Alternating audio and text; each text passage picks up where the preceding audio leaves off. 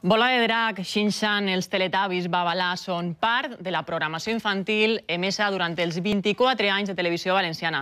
Programes en valencià que els experts consideren clau en la recuperació del valencià i en la normalització del seu ús i que ningú emetrà si desapareix esta casa. Tot començà a la Babalà. Que esteu en casa, a tots els... Fanny Grande i Diego Braginski s'encarregaren d'entretindre els menuts cada vesprada. Arribaren després tres destarifats, Choni, Poti i Tiriti.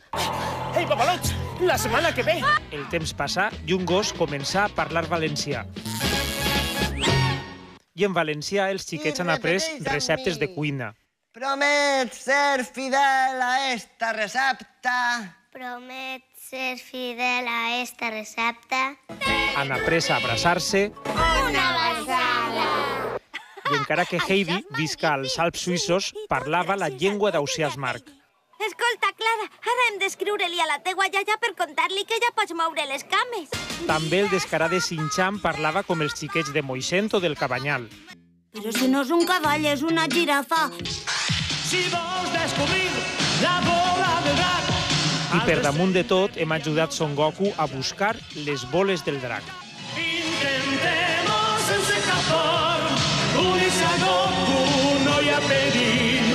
Una programació infantil que el món de l'ensenyament ha considerat clau en la normalització de la llengua i que sense televisió valenciana quedarà greument ferida. Sense parar, sempre cap avant. Posem el punt final a este repàs de les notícies que es deixa la jornada. Tornem esta nit a les 8:30, no sense abans donar-los les gràcies per activa i per passiva per la força que estan fent perquè no es tanque Radiotelevisió Valenciana. Es deixem ara amb les previsions de l'oratge amb Joan Carles Fortea. Com sempre, últim minut per a titulars del dia.